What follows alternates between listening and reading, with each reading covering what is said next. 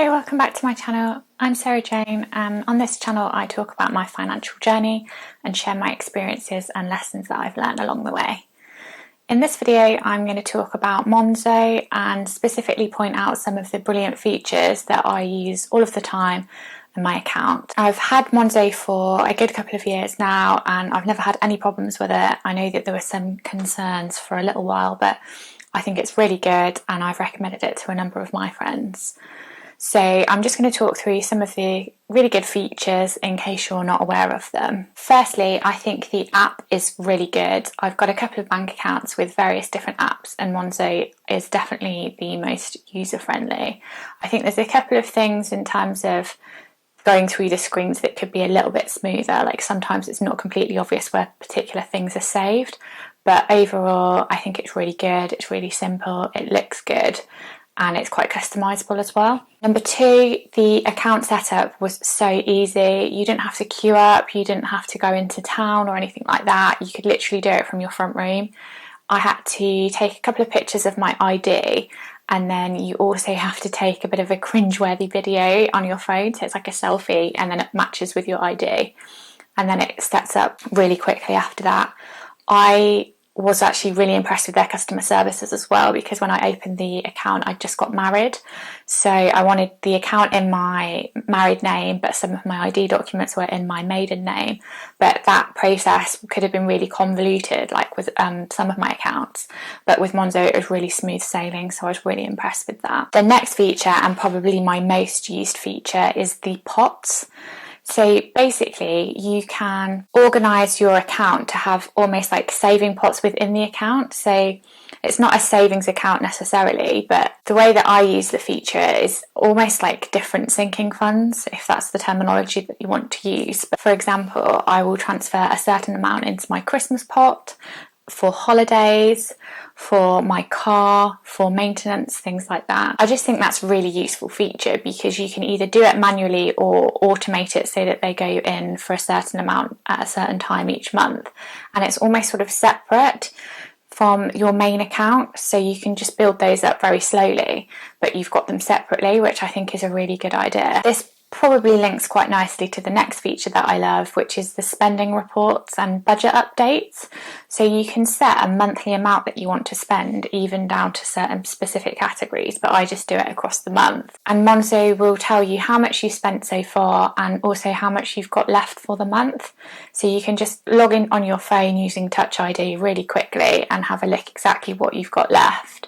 You can also drop down into the menu and see what you've spent so far, what categories they're in. It sort of gets to know your spending habits, so it will categorise what it thinks for sort of entertainment, food, travel, transport, things like that, but you can also customise it, so if you think it's categorised wrong, you can change that, and then it will show you on the spending report how much you spent in each specific category, and as I said, you can budget for that as well. So Monzo just provides a really user-friendly way of looking exactly where your account is at, how much you've spent, what you've spent it on, and how much you've got left. You can also scroll through some of the features as well in terms of your monthly spending habits, so it would be a little graph of what's gone in and what's gone out, and that's across the month. So if you are doing a monthly review, that's a really good feature because you can sort of see which month was particularly high and then drill down and have a look at the reasons for that. I suppose linked to that as well, another feature that I like and sometimes dislike is the notifications. So if you're in a shop or a payment's just gone through, it will give you a notification to your phone. I've got an Apple Watch and it'll come up on there as well, so it will tell you how much you've spent, which shop, and then sometimes rather annoyingly exactly how much you spent that day.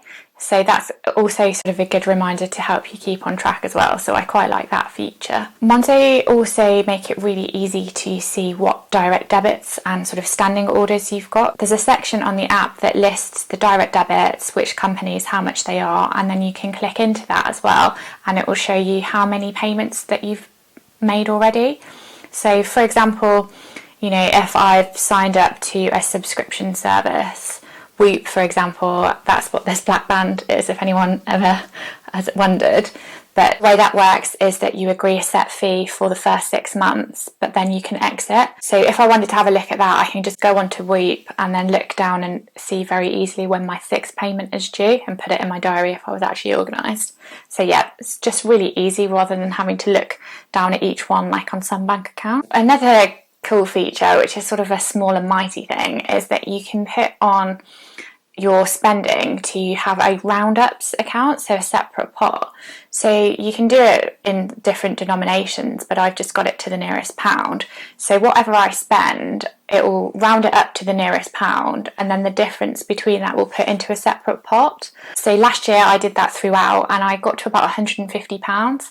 So that's almost sort of that little bit tiny extra that you wouldn't even think about, but it's just putting it separately and it just builds up nicely. So that's just something small which I thought was quite good. With Monzo, it's also really easy to share payments. So there's a split bill feature where you can just tap in your friend's details if you're splitting a bill, and it will send a link to them to request the payment, and then Monzo will notify you when that's come in. So that makes things a lot easier. Similarly, if you either want to request some money from someone, you can use Monzo and that will send them a message and then we'll pay directly into your account. Or you can really easily send money.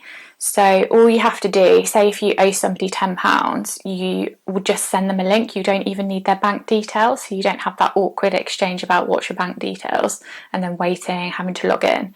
So you just put in the £10 and then you can put a specific message with that. It will create a link and then you can just WhatsApp, email that to your friend, and they just then follow the instructions, put in their bank details, and then it will access the account, and it will just be pending on your Monzo account until that's gone through.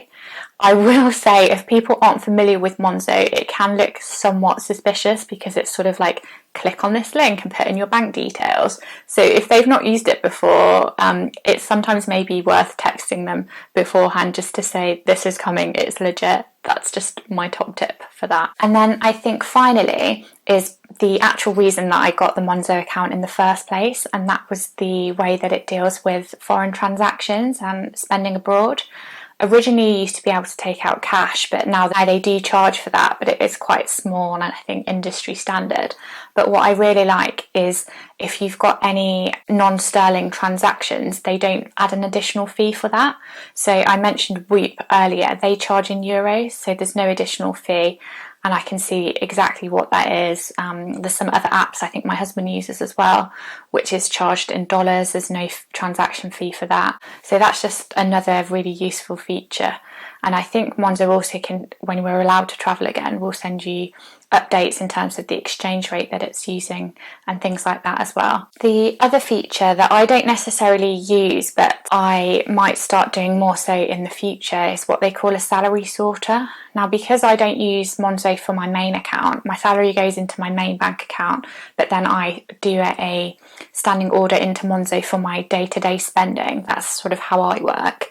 But what you can do for payments, I think it's over £100, it allows you to sort. You've got your pots set up and you can insert how you want that to be sorted. Then you put in where you want to assign the money, if that's a specific bill or savings, for example. And then next month it will do the same thing. So you know, you put in the legwork to begin with, but then it will sort it each month, which I think can be really useful, particularly if you're new to budgeting or it's not something that comes particularly naturally to you. It's almost doing it for you once you've put in that initial work. So if you combine the sorter with the saving pots and the roundups, I think it's just making saving a lot more straightforward and means that people will do it, which I think is a really good thing. So yeah, those are the main things. I've already touched on the fact that it's not my main bank account. I think that's partly because I do still like the comfort of being able to go into branch for certain things. So if you need to pay in cheques or cash to Monzo, that's not particularly straightforward. I think you either have to go and deposit at sort of a pay point, or post it for a check, which I know we don't get that many anymore, but sort of, you know, if your grandmother gives you something for Christmas, I don't really want to be going to post that. I'd rather go into branch. So yeah, I still got my main bank account, but for my day-to-day spending, that's all done through Monzo. And yeah, I really love the features. I love how, yeah, I hope that was helpful. You might have learned a new feature. If there's anything that I've missed or that you use that I've not covered, please let me know, and I'll see you in my next video. Thank you.